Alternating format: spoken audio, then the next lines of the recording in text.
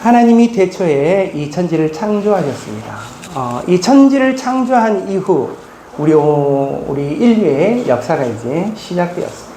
그리고 그 모든 것, 그 창세기에 일어나는 모든 일들은 어쩌면 처음입니다. 뭐 전에 있었던 일들도 아니고 태초부터 시작된 처음의 모든 일들입니다. 근데 그 일어나는 그 모든 일들은 하나님의 주관하심이 있고 거기에서 벌어진 모든 일들에 대한 그 판결 또한 하나님이 하시는 거예요. 그 누구가 그것을 심판할 수는 없습니다. 오직 하나님이 그 모든 일들에 대해서 주관하시고 심판하시는 하나님입니다. 이 세상에 일어나는 모든 일들을 보면은 우리가 사법도 있고 입법도 있고 행정도 있어서 그 모든 것들을 그 정치하는 사람, 그 다음에 그 법관들이 그 일들을 이루어가고 있는 것처럼 보여지나 실제 이 모든 역사에 주관하시는 분은 하나님이시고 그 모든 심판도 그 모든 그 결과도 하나님의 그 역사신 가운데 주관하셔서 나타나고 볼 수가 있죠.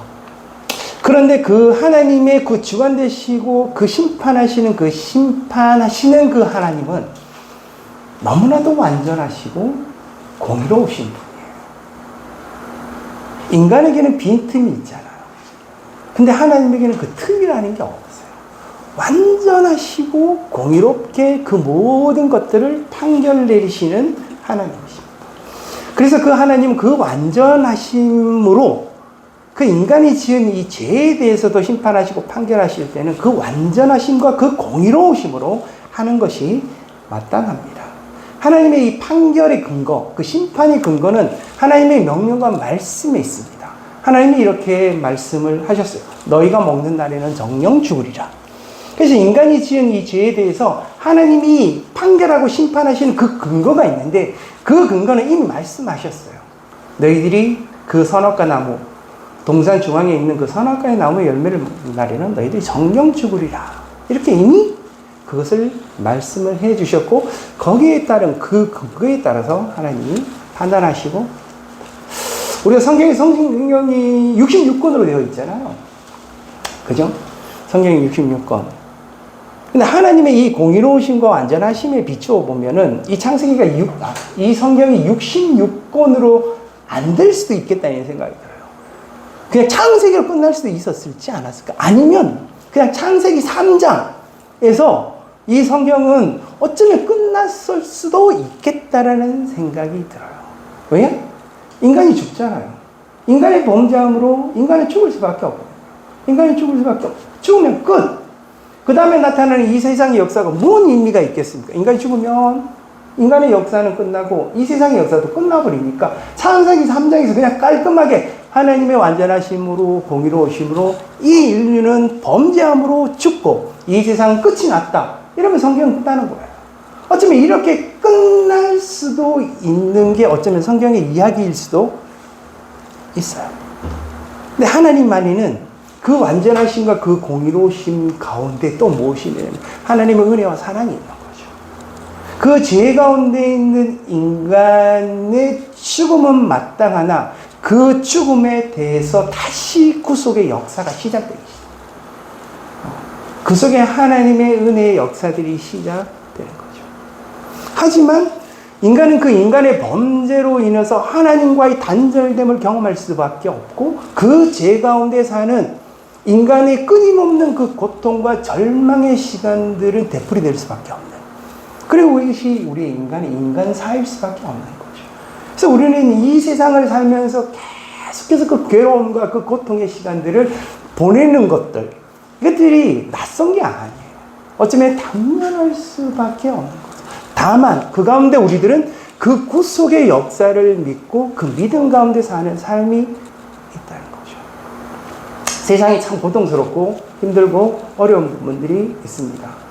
23일 날인가요? 고 노무현 대통령의 16주기, 그죠? 추도식이 있었어요. 우리가 그 노무현 대통령의 죽음을 보면서 참 안타깝고 참 슬픈 일이다, 이런 생각이 들었어요. 뭐 그냥 어떻게 뭐 사고로 죽거나 이런 게 아니라 자기가 자기 스스로 이제 목숨을 끊었으니까 그것이 얼마나 이제 슬프고 안타까운 일일까, 이런 생각들이 들었어요. 그 죽음에 대해서 많은 이들이 그렇게 슬퍼하고 안타까워 하였는데 그 죽음에 대해서 본인이 한마디 하신 말이 있어요. 이것은 뭐다? 운명이다. 라고 이야기했어요.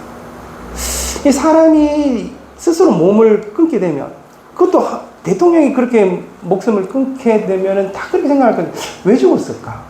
왜 저런 선택을 할 수밖에 없고, 왜 저런 결과를 맞이할 수밖에 없었을까라는 생각을 하게 되잖아요. 그죠?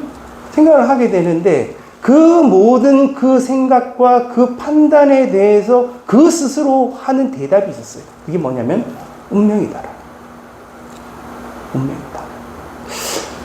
그도 이 세상을 사랑하고 사람들을 사랑하고 국민을 사랑하고 열심히 무엇인가를 했을 것 같아요. 하지만 그가 그 스스로 목숨을 끊을 수밖에 없는 세상. 그 사람에 대해서 대답을 이렇게 하는 거죠. 이건 운명일 수밖에 없는 거야.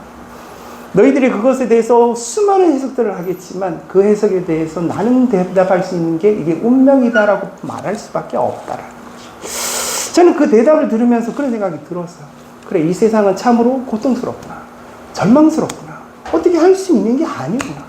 이 세상을 구원하고 이 세상에 무엇인가를 좀 이렇게 낫게 만들고 싶으려는 그 모든 시도가 있었겠지만 그 가운데 발견하는 인간의 어떤 참혹하고 험한 그 절망, 이런 것들을 경험하게 되어지는 이 세상 가운데 살면서 그런 것들을 이제 받아들일 수밖에 없어서 한마디 하는 그 운명이다.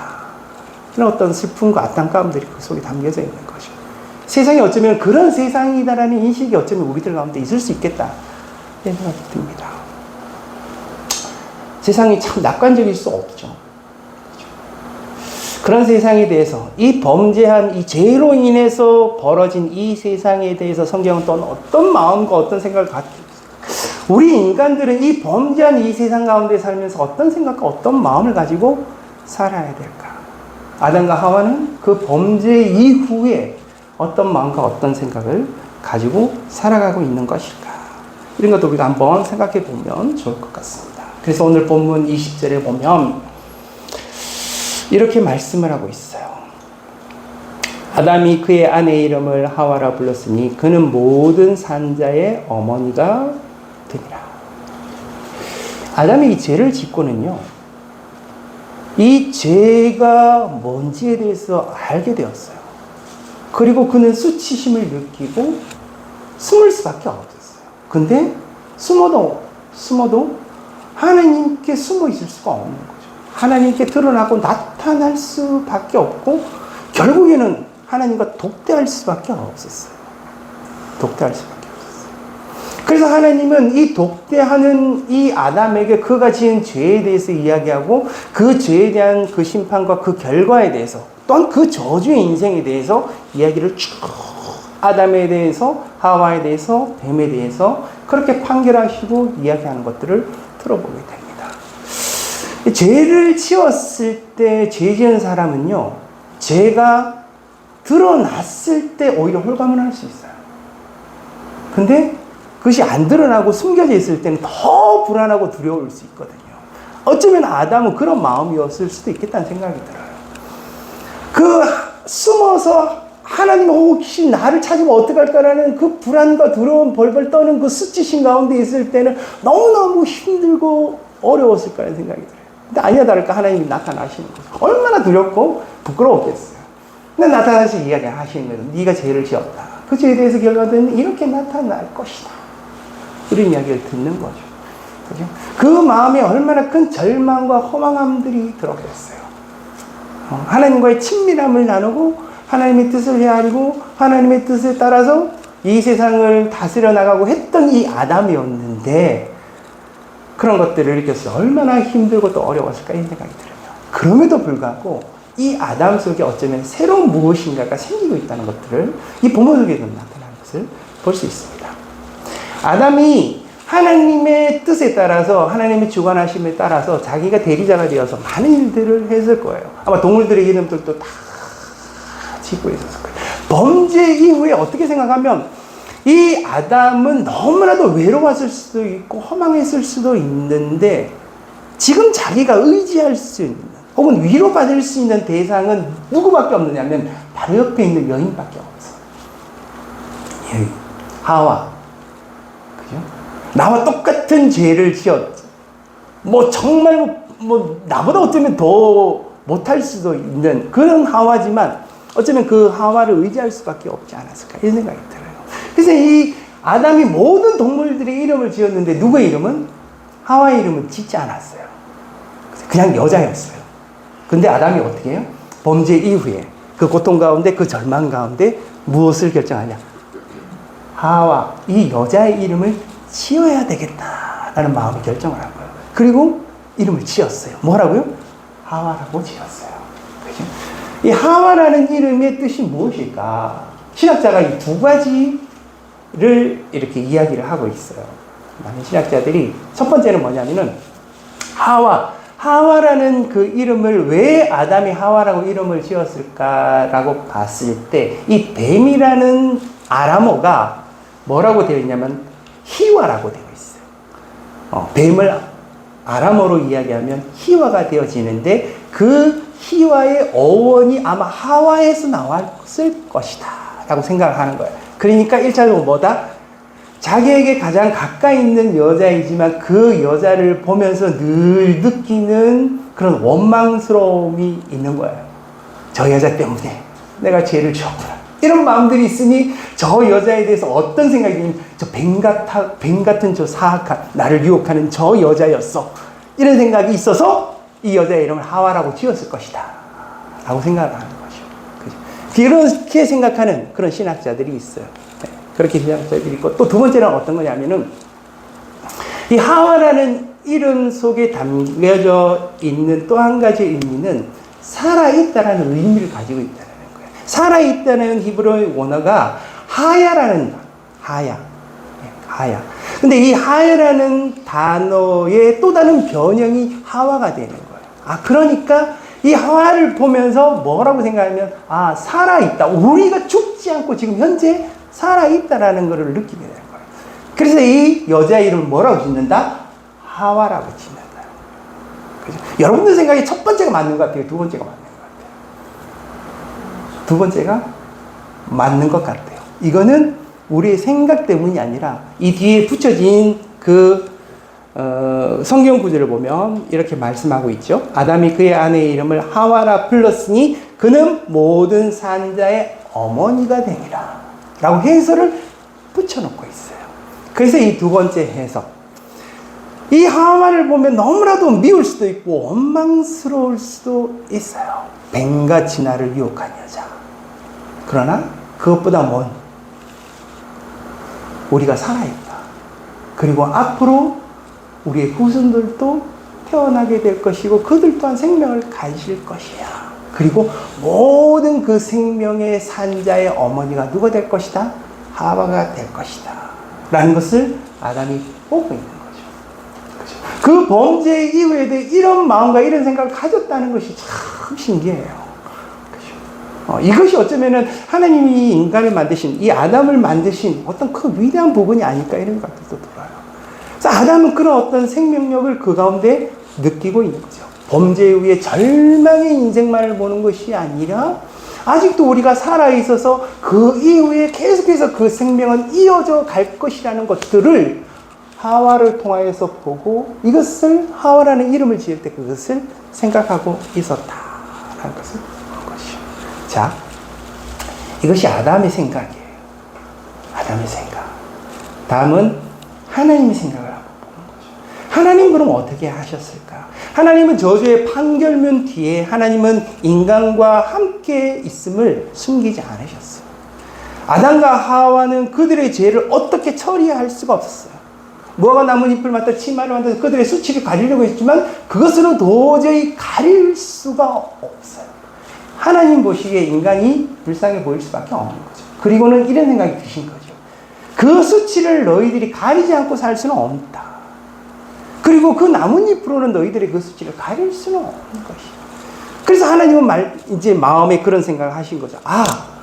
저들의 수치를 가려야 되겠구나. 그리고 하나님은 그들에게 가죽옷으로 만들어서 그들의 수치를 가려 주셨습니다. 그래서 21절에 여호와 하나님이 아담과 그의 아내를 위하여 가죽옷을 지어 입히시니라. 이렇게 말씀하고 있어요. 가죽옷을 지어 입히셨다. 나뭇잎은 금방 헤어지잖아요.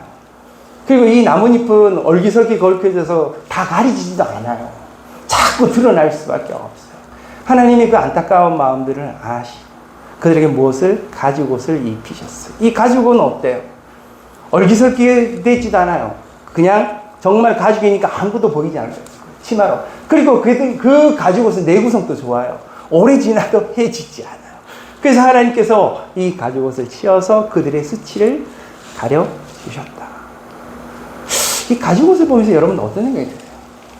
그냥 내구성이 좋게 이들의 수치를 가리려고 하나님이 튼튼하게 그들을 위해서 이렇게 만드셨구나, 이런 생각이 들 수도 있어요. 그죠? 조금 더 깊이 생각해 보면 이 가죽옷은 그냥 만들어지지 않습니다. 반드시 희생이 필요해요. 동물의 죽음이 있어야 돼요. 그전에는 동물이 죽을 일이 없어요. 그냥 사람과 사이좋게 지내는 이 동물의 삶들이 있어요. 그 짐승의 삶들이 있어요. 근데 인간의 범죄 이후에 하나님께서는 그들의 수치를 가려야 되는데, 그 수치를 가릴 때 뭐가 필요했냐면은 희생이 필요한 거예요.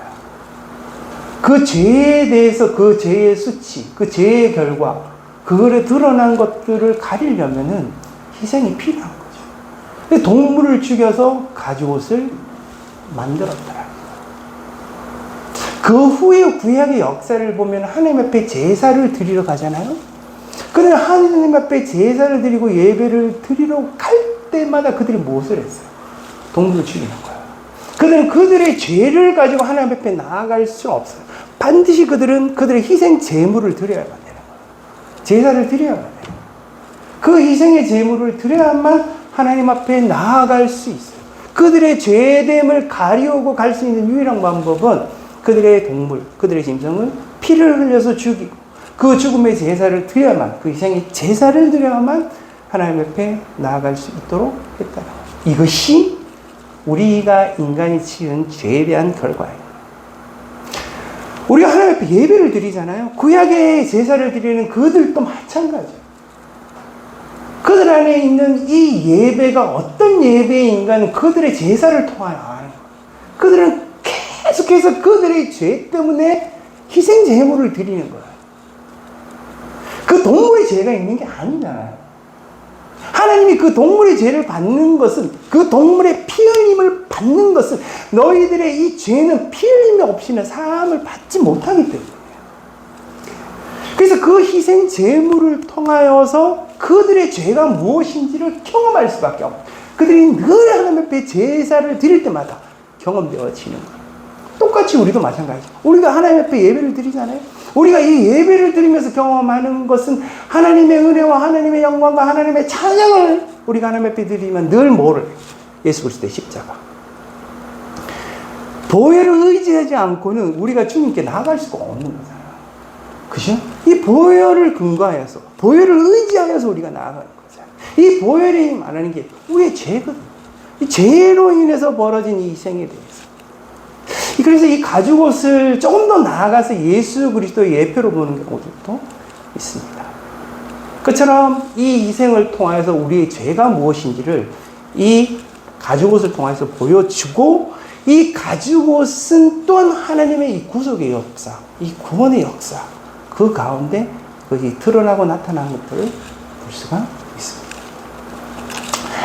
자, 22절부터 우리가 말씀을 한번 볼게요. 여호와 하나님이 이르시되 보라, 이 사람이 선악을 아는 일에 우리 중 하나같이 되었으니 그가 그의 손을 들어 생명나무 열매도 따먹고 영생할까 하노라 하시고, 여호와 하나님이 에돔 동산에 그를 내보내어 그의 근원이 된 땅을 갈게 하시리라. 이같이 하나님이 그 사람을 쫓아내시고 에덴 동산 동쪽에 그룹들과 두루도는 불칼을 두어 생명나무의 길을 지키게 하시리라. 이 22절 말씀이 조금 어려울 수 있어요. 우리가 지난 시간에 이 선악과에 대해서 이야기를 나눴어요. 이 선악과를 따먹은 후에 그들은 범죄함을 알았다.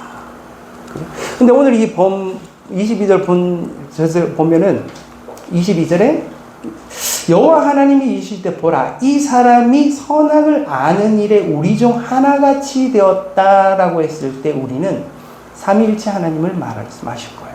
그죠? 삼위일체 하나님과 같이 되었다, 우리와 같이 되었다고 했을 때 이들이 선악과를 따먹으로 그들이 하나님같이 되었다라는 것을 의미하는 것은 아닙니다. 우리가 전번에 선악과에 대한 이야기를 나눌 때 그런 이야기를 했어요. 그죠? 이것은 그것을 말하는 게 아니라 그들의 범죄함, 그들의 죄를 짓고 난 다음에 이것이 죄라는 것들을 그들의 눈이 밝아져서 알게 된 거예요. 그러니 부끄러웠던 거죠. 그렇게 알게 돼, 죄가 무엇인지를 알게 되었다는 그 부분에 대한 이야기인 거죠. 그들이 우리의 하나님, 삼위일체 하나님이 죄가 무엇인지를 아는 것처럼 그들 또한 죄가 뭔지를 알게 되었다라는 것들을 말씀하고 있는 거예요. 그들이 드디어 그들의 범죄함으로 죄가 무엇인지를 그들이 알게 되었다. 우리처럼 그들도 이 죄가 무엇인지를 그들도 알게 되었다. 그들이 죄를 짓지 않았으면 몰랐을 거예요. 그 범죄함으로 그들이 알게 되었다. 우리와 똑같이 그렇게 알게 되었다. 다음은 이 생명나무예요. 이 생명나무를 그들이 먹으면서 그들의 영생함이 유지되었다고 오늘 본문에서 이야기를 하고 있어요. 그죠? 그러면 이 생명나무를 기계적으로 계속 따먹기만 하면 그들이 영생할 수 있었을까? 저는 그렇지는 않다고 생각해요. 이 생명나무에 무슨 능력이 있는 것은 아니에요. 그 생명나무 안에 이 생명의 주권자이신 하나님이 그 신비한 그 생명의 역사함들을 그 안에 주입하고 또 그 생명나무를 통하여서 그 생명이 계속해서 유지될 수 있도록 하나님의 섭리와 하나님의 주권하심이 그 안에 담겨져 있기 때문인 거죠. 만약에 하나님이 그 생명나무의 그 능력을, 그죠? 그것을 만약에 없애버렸다면은 그 생명나무를 먹는다, 그 열매를 먹는다고 해서 그들의 생명이 유지될 수 있는 것은 아닐 거예요. 그래서 그들이 이 생명나무를 이제는 더 이상 먹어서는 안 돼요. 그들의 육체는 결과적으로 그 죄로 인하여 죽을 수밖에 없거든요. 그러니까 그들은 그들의 생명나무를 이제 더 이상 그 동산 중앙에 있는 나무의 열매를 먹을 수는 없는 거죠. 그것을 통해서 영생을 얻을 수 있는 것은 아니에요. 하나님과 단절됨을 통하여 이 생명나무와도 단절되어질 수밖에 없는 거죠. 그리고 그들은 그들이 살고 있었던 하나님이 만든 이 에덴 동산에도 더 이상 머물 수가 없는 거예요. 그래서 어떻게 해요? 그들은 에덴의 동쪽으로 쫓겨납니다. 에덴의 출입구가 아마 동쪽에 있었던 거예요. 에덴의 동쪽으로 쫓겨나는 거예요. 그리고 이 에덴으로 더 이상 들어오지 못하게 하나님의 천사들, 그죠? 하나님의 천사들. 여기서 보면 둘을 쫓고 있는 그룹이 나오죠. 이 하나님의 천사들이 이 불칼로 그것을 지키게, 화염검으로 그것을 지키게 했다는 거죠. 더 이상 이 에덴으로, 그 생명나무가 있는, 영생이 있는 그 에덴 동산 가운데로 들어올 수 없는 그 결과가 만들어졌다. 그래서 에덴에서 쫓겨나서 그들은 이제 계속해서 그 땅을 갈무로 그들의 생명이 유지될 수밖에 없도록 그렇게 만들었다. 이것이 하나님의 말씀이에요. 죄가 있는 인간은 더 이상 에덴에 머물 수가 없습니다. 생명나무가 있고 영생이 있는 그 공간에 인간은 더 이상 거할 수가 없습니다. 세상에 그 누구도 에덴에 들어갈 수는 없습니다. 인간의 죄가 이렇게 심각한 것을 만들었어요. 더 이상 그들은 그 에덴으로 들어갈 수가 없어요. 하나님과의 단절됨을 통하여 그들은 그 범죄함을 통하여 그 에덴 가운데로 들어갈 수가 없어요. 인간이 살면서 최선을 다하고 할 수 있는 모든 선을 다하고 그들이 할 수 있는 최고의 선을 만들려고 노력하면서 그렇게 살아도 그들은 에덴에 들어갈 수가 없습니다. 그것은 그들이 지은 죄 때문에 그런 거예요. 이 세상에 많은 종교들이 그들이 공덕을 쌓고 선을 행하며 뭔가 내세에는 좋은 일들이 이루어질 거야 라고 기대하지만 결코 그런 일들은 일어나지 않습니다. 이 하나님이 단호하게 하나님의 완전하심과 그 공의로우심으로 만드신 사건이에요. 인간은 그럴 수 있는 능력이 없어요. 그 에덴으로 들어갈 수 있는 방법, 그 길은 이미 사라져 버렸어요. 결코 그 영생의 길로 나아갈 수는 없다 하신 거예요. 하나님이 그렇게 만드셨어요. 우리가 이 죄 가운데 삽니다. 우리가. 근데 이 죄가 뭔지를 우리가 잘 알아야 돼요. 이 죄가 가지고 있는 이 심각성이 뭔지는 우리가 잘 알아야 돼요. 근데 이 죄는 우리가 해결할 수 있는 길이 없어요. 해결할 수 있는 방법이 없어요. 인간이 가지고 있는 이 존엄성, 그 존엄성이 인간에게 자유가 있어서 있다고 이야기를 하잖아요. 여러분들 이 세상의 소리를 한번 들어보십시오. 세상의 모든 소리는 인간의 자유를 찬양하고 있어요. 자유를 잃어버리면 인간의 존엄성도 사라져버려요. 그렇지 않아요? 자유를 빼앗겨버리면 이 모든 것들이 사라져버려서 이 자유를 위하여서 인간의 모든 노력들을 다 합니다. 그죠? 근데 그 자유로 인간은 에덴에 들어갈 수가 없어요. 여러분들이 여러분들의 자유로 무엇이든 하실 수가 있어요. 그죠? 근데 그 자유로 여러분들은 에덴에 들어갈 수는 없습니다. 이것이 우리가 가지고 있는 이 자유의 한계예요. 이 세상에 많은 사람들이 그 자유를 찬양하고 그 자유를 신봉하고 그 자유를 찾기 위해서 열심히 노력하고 살아가고, 여러분들이 만약에 여러분들의 자유를 조금이라도 훼손하면 가만히 있지 않을 거예요. 그렇지 않겠습니까?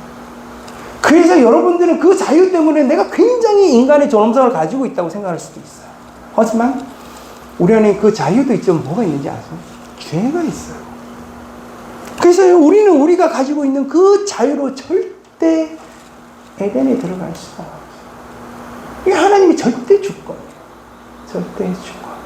우리가 하나님 앞에서 하나님 앞에 예배를 드리고 하나님 앞에 나와서 하나님의 말씀을 듣고 하나님의 뜻을 구하고 하나님의 은혜를 구하고 사는 데는 우리 안에 있는 이 한계가 있기 때문에 우리는 우리의 생각과 우리의 마음과 우리의 의지와 이런 모든 것들을 통해서 나는 내 자유로 최고의 선을 만들고 최고의 의미 있는 삶을 살 수 있겠다라고 생각하지만 결코 그 사람은 에덴에 들어갈 수가 없습니다. 하나님 막아놓으셨어요.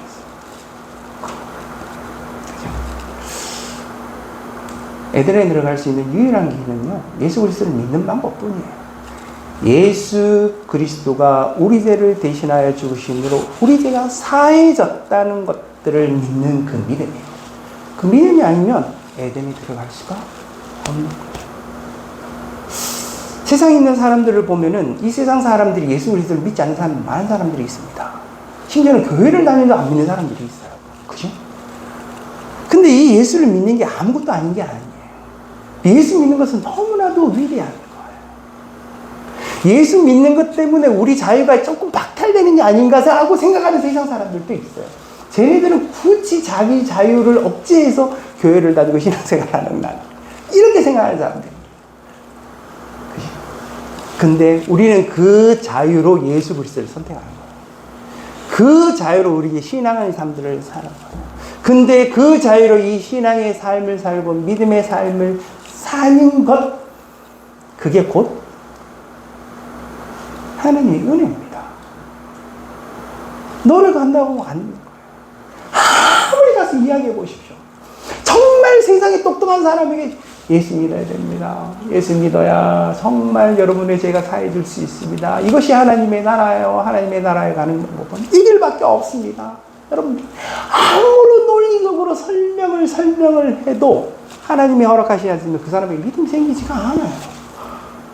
이게 곧 은혜란 말입니다. 하나님이 이 에덴을 막으셨어요. 죄 있는 자는 못 들어가. 근데 나중에 믿음 있는 자는 가는 거예요. 하나님과 함께 더불어 살 수 있는 그 에덴에 그 믿음이 있는 자 안에는 영생이 있는 거예요. 영적 생명이에요. 그 영생이 있어서 그는 하나님께로 나아가는, 하나님과 함께하는 그 에덴에 거할 수 있다라는 거예요. 이것이 우리의 죄고 이것이 우리의 믿음이에요. 그죠? 세상의 사람들을 분류할 때 여러 가지로 분류할 수 있어요. 세상에 잘난 사람은 돈 있는 사람이야. 세상에 잘난 사람은 뭐 유명한 사람이야. 세상에 잘난 사람은 굉장히 뭐 부자야. 이렇게 여러 가지로 우리가 분류할 수 있어요. 그렇지만 가장 중요한 것은 뭐겠어요? 예수를 믿느냐 안 믿나요? 예수 안 믿으면 끝장이에요. 방법이 없다니까요. 그죠? 우리가 이게 남아있는 인생이 있습니다. 남아있는 동안 뭐 할랄까? 남아있는 성인 동안에 우리가 뭐 돈을 더 벌 수도 있고, 더 유명해질 수도 있고, 더 많은 큰 일을 행할 수도 있어요. 그죠? 하지만 우리가 남아있는 이 인생 가운데 하나님의 은혜를 입었으면 좋겠습니다. 남아있는 이 인생 가운데 하나님을 더 많이 아셨으면 좋겠고요. 남아있는 이 인생 가운데 그 믿음의 삶들이 여러분들한테 더 풍성했으면 좋겠습니다. 그 믿음의 가치예요. 하나님 앞에 우리에게 구하고 하나님 앞에 예드리며 하나님 앞에 나가는 이유가 있어요. 그것은 하나님의 은혜가 아니면 열리지 않는 세상이거든요. 우리가 함께 하나님 앞에 구하고 나가시면서 그 믿음의 삶들을 살면서 정말 하나님의 이 단호함이 여기 담겨져 있는 것을 볼 수 있잖아요. 죄 지은 자는 못 가. 너무나도 단호하잖아요. 그죠? 죄 있는 자는 못 가. 안 돼. 막으신 거죠. 너무나도 극명한 차이입니다. 믿음 있는 자가 무엇인지, 죄 가운데 있는 우리가 믿음으로 사는 삶의 의미가 무엇인지를 어쩌면 이 단호함 가운데 발견할 수 있지 않을까, 이런 생각이 들어요. 저와 여러분의 삶이 그 믿음의 삶이 되어지기를 주님의 이름으로 축복합니다. 아멘. 기도하겠습니다. 아버지 하나님, 범죄 후에 아담은 하와의 이름을 지었습니다. 범죄 후에 하나님은 인간에게, 아담에게 가죽옷을 입히셨습니다. 그리고 하나님은 그 단호함들을 드러내시고 나타내셨습니다. 하나님, 우리가 죄악 가운데 살아, 우리가 날마다 눈을 뜨면 우리가 이 죄악 가운데 살아가는 내 자신을 보기도 합니다. 내가 남은 인생을 무엇을 어떻게 하며 살아야 될까? 주님, 우리 안에 믿음의 삶이 무엇인지 잘 보여주시고 날마다 하나님의 은혜를 구하고 하나님의 긍휼을 구하며 우리 안에 영적인 역사심을 구하면서 우리 안에 믿음의 삶을 살아갈 수 있도록 은혜를 베풀어 주시고, 또 지혜롭고 그 믿음의 삶이 어떻게 펼쳐질지를 우리에게 또한 드러내시고 나타내 주시옵소서. 예수 그리스도 이름으로 기도드립니다. 아멘.